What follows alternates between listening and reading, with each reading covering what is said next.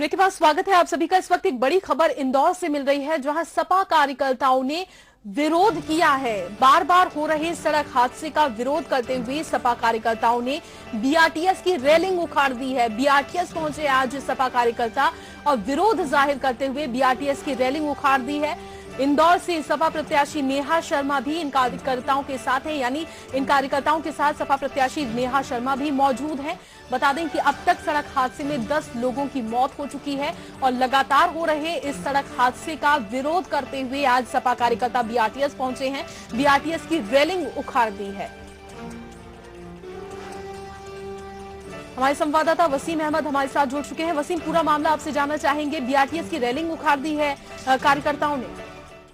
जी देखिए, असल में बीआरटीएस को लेकर लंबे समय से विरोध इंदौर में होता रहा है और इसी विरोध को आगे बढ़ाते हुए समाजवादी पार्टी ने भी आज पलासा चौराहे पर ये प्रदर्शन रखा था। हालांकि जब ये प्रदर्शन करने के लिए सपा प्रत्याशी के साथ में अन्य कार्यकर्ता पहुंचे, ठीक उसी वक्त एक 2 पहिया वाहन चालक एक महिला थी और अपने बच्चे के साथ जा रही थी, वो रेलिंग से टकरा गई। टकराने से जब वो घायल हुई, उसके बाद समाजवादी पार्टी कार्यकर्ताओं ने उसे उठाया, एम्बुलेंस बुलवा के उसे हॉस्पिटल भेजा। और ये जो घटना हुई उसके बाद सामान्य प्रदर्शन करने आए ये कार्यकर्ता उग्र हो गए और जो रेलिंग लगी हुई थी उस रेलिंग को उखाड़ने लगे। पलासा थाने के ठीक सामने जो रेलिंग थी उसको पूरी तरह से उखाड़ दिया गया। काफी जम के नारेबाजी की गई और उसके बाद पूरे शहर में जितने भी रेलिंग लगे हैं बीआरटीएस कॉरिडोर में करीब 11 किलोमीटर के, उसको उखाड़ने की वहां पे चेतावनी दी। स्थिति के बारे में मैं आपको बताना चाहूंगा कि अब तक यहाँ पर 10 मौत हो चुकी है सड़क हादसों में जो बीआरटीएस पर हुई थी। कुछ दिन पहले एक नाती के साथ नाना जा रहे थे, उनकी डेथ हो गई और आज उस जो नाती है उसकी भी डेथ हो गई। इसका भी एक बड़ा रोष यहाँ पर देखने को मिला। और साथ ही साथ सपा के कार्यकर्ताओं ने ये कहा है कि यदि ये आचार संहिता का उल्लंघन है, यदि ये कानून हाथ में लेने की बात है तो भी वो उसको स्वीकार करते हैं। नहीं तो ऐसे में कार्रवाई तो होगी, क्योंकि आचार संहिता लगी हुई है। आचार संहिता लगने के बाद इस तरीके से विरोध प्रदर्शन किया जा रहा है, बीआरटीएस पहुंचकर रेलिंग उखाड़ी जा रही है। जी असल में देखिए, इसमें बड़ा एक लापरवाही प्रशासन और पुलिस की देखने में आ रही है। कार्रवाई की जहां तक हम बात करें, पहले सपा कार्यकर्ताओं ने प्रदर्शन के लिए अनुमति मांगी थी, क्योंकि विरोध प्रदर्शन की अनुमति इस आचार संहिता के दौरान नहीं मिलती है। बावजूद उन्होंने प्रदर्शन किया। और अब जहां तक पुलिस की बात है, हमने बात की अधिकारियों से, पलासा थाने के अधिकारियों से, तो उनका ये कहना है कि जब तक कार्रवाई नहीं करेंगे, जब तक बीआरटीएस बनाने वाली निर्माण एजेंसी इन सपा कार्यकर्ताओं के खिलाफ कोई शिकायत दर्ज न करें।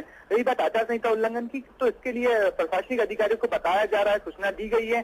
तो कहा जा रहा है कि हो सकता है कि बगैर अनुमति प्रदर्शन करने के चलते आचार संहिता उल्लंघन का मामला दर्ज किया जाए। वसीम, यहाँ आपने कहा कि जब तक बीआरटीएस निर्माण कंपनी वहां पर नहीं पहुंचती है, वो कोई विरोध नहीं करती है या वो कोई शिकायत दर्ज नहीं करती है, तब तक कार्रवाई नहीं करेंगे। लेकिन यहाँ विरोध तो हुआ है ना, बीआरटीएस की रेलिंग उखड़ी तो है। जी यही विचित्र स्थिति है। मैं यही कहना चाह रहा हूँ कि पुलिस का रवैया ऐसा था कि जब तक ये प्रदर्शन चल रहा था, जब रेलिंग तोड़ी जा रही थी, पलासा थाना सामने था, तमाम पुलिस कर्मी वहां मौजूद थे, लेकिन किसी ने भी इस प्रदर्शन को नहीं रोका। शासकीय संपत्ति है यदि बीआरटीएस, तो उसको रोकने का दायित्व पुलिस कर्मियों का बनता था, लेकिन उन्होंने तब भी ध्यान नहीं दिया। बाद में जब समाजवादी पार्टी के कार्यकर्ताओं को बुलाया थाने में उनके नाम पते लेने के लिए, तब भी पुलिस का यही कहना था कि यदि कोई निर्माणकर्ता एजेंसी या नगर निगम, आईडी या बीआरटीएस को संभालने वाला प्रशासन लिखित में आवेदन नहीं देगा, शिकायत नहीं करेगा इन लोगों की नामजद, तब तक हम ना कोई गिरफ्तारी कर सकते हैं, ना कोई कार्रवाई कर सकते हैं। तो ये समझ में आता है कि किस तरह से सरकारी विभागों में समन्वय नहीं होता है और खुद पुलिस अपने सामने अपराध घटित होता देखकर भी कोई कार्रवाई नहीं करती है। ये साफ साफ रवैया नजर आ रहा है कि काफी ज्यादा यहाँ पर लापरवाही है। वसीम, और अभी स्थिति क्या है? क्या अभी भी वहाँ मौजूद है सपा कार्यकर्ता? जी अभी हम मौके पर ही है। समाजवादी पार्टी के जो कार्यकर्ता थोड़ी देर पहले यहाँ पर इकट्ठे हुए, कुछ अन्य कार्यकर्ताओं को भी यहाँ बुलाया गया और अब ये यहाँ पर थाने में गिरफ्तारी देने के लिए भी राजी हुए थे। जो चुनाव संचालक है सोनिया शर्मा, वो आई, उन्होंने अधिकारियों से बात की कि यदि हम गलत है तो आप हमारी गिरफ्तारी ले सकते हैं। लेकिन पुलिस का रवैया मैंने आपको बताया किस तरह से था। उसके बाद अब कलेक्टोरेट में जा रहे सभी कार्यकर्ता और वहाँ पर शिकायत दर्ज करवाएंगे बीआरटीएस को लेके, किसको हटाया जाए। ये सपा कार्यकर्ताओं की मांग है। चलिए, बीआरटीएस को हटाया जाए, सड़क हादसे हो रहे हैं इसलिए।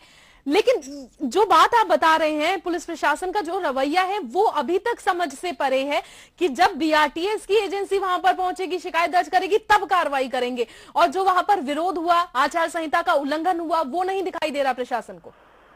जी हाँ, असल में ये आचार संहिता उल्लंघन के मामले में मैं आपको बताऊं कि हम सीधे तौर पे इंदौर पुलिस की लापरवाही, इंदौर पुलिस के हाल ऐसे है कि आज इस तरह से थाने के सामने प्रदर्शन होता है, साफ साफ नजर आता है कि आचार संहिता लगी, प्रदर्शन नहीं किया जा सकता। ठीक इसी तरह कल की हम परसों की बात करें तो आम आदमी पार्टी ने पुलिस कंट्रोल रूम के सामने प्रदर्शन किया, रिगल चौराहे पे, जहां हाईकोर्ट के निर्देश है कि वहां कोई किसी तरह का रैली जुलूस या प्रदर्शन नहीं किया जा सकता, वहां पर भी किया, पुलिस कंट्रोल रूम के सामने। यही तो बात है वसीम, यही तो बात है कि आचार संहिता लगी हुई है, इस तरीके से विरोध हो रहा है जिसकी अनुमति तक नहीं है, तब भी प्रशासन कोई कार्रवाई नहीं कर रहा है। और मान लीजिए अगर आचार संहिता नहीं लगी होती, पुलिस तक की बात पहुंची, तब तो पुलिस यहां आती कार्रवाई करने के लिए। तो ऐसे में जब स्थिति और ज्यादा यहां गंभीर है, जब आचार संहिता भी लगी हुई है, उसके बाद भी अपनी जिम्मेदारी से पीछे हट रहा है पुलिस प्रशासन।